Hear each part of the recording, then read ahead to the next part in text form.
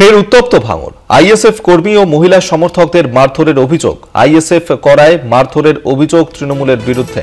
ভাঙড়ের ২ নম্বর ব্লকের হাতিশালা এলাকায় সেখানে এই ঘটনা ঘটেছে। ফের একবার উত্তপ্ত হয়ে উঠল ভাঙড়ের পরিস্থিতি।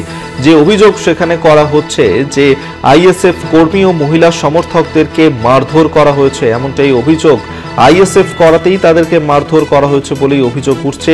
তৃণমূলের বিরুদ্ধে এই অভিযোগের তীর।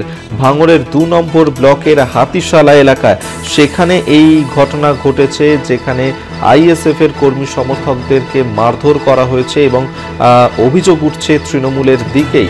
ফের উত্তপ্ত হয়ে উঠল ভাঙড়ের পরিস্থিতি।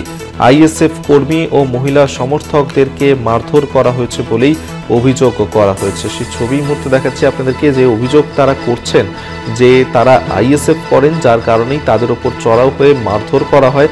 তৃণমূলের বিরুদ্ধেই মূলত অভিযোগের তীর। ভাঙড়ের ২ নম্বর ব্লকের হাতিশালা এলাকাতে সেখানে এই ঘটনা ঘটেছে।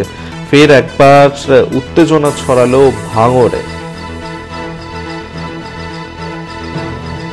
জাহাঙ্গীর হোসেন আমাদের সঙ্গে টেলিফোনে রয়েছেন, প্রতিনিধি বিস্তারিত জানবো। জাহাঙ্গীর, ঠিক কি ঘটনা ঘটেছে, কেন আইএসএফ এর কর্মী সমর্থক তাদেরকে মারধর করা হলো, কি অভিযোগ তাদের?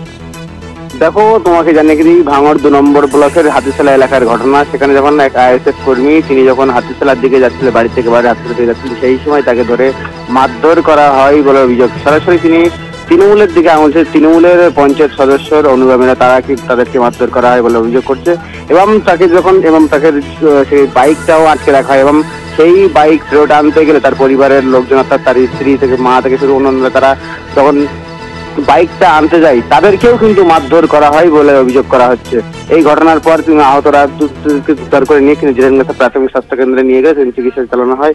তো এই ঘটনার পরই কিন্তু নতুন করে আবার উত্তেজনা তৈরি হয়েছে ভাঙড় হাতিশালা এলাকায়। কারণ বিধানসভা নির্বাচনের আগে আইএসএফ কর্মীদের মারধর, যা নিয়ে যথেষ্ট চিন্তার মধ্যে, আতঙ্কের মধ্যে আইএসএফ কর্মী সংস্থারা। তবে এই বিষয়ে তৃণমূল পক্ষ থেকে এখনো পর্যন্ত কোন রকম প্রতিক্রিয়া পাওয়া যায়নি। তবে আইএসএফ পক্ষ থেকে উত্তর পোলিয়ার থানাতে লিখিত অভিযোগ দায়ের করা হবে বলে জানা যাচ্ছে।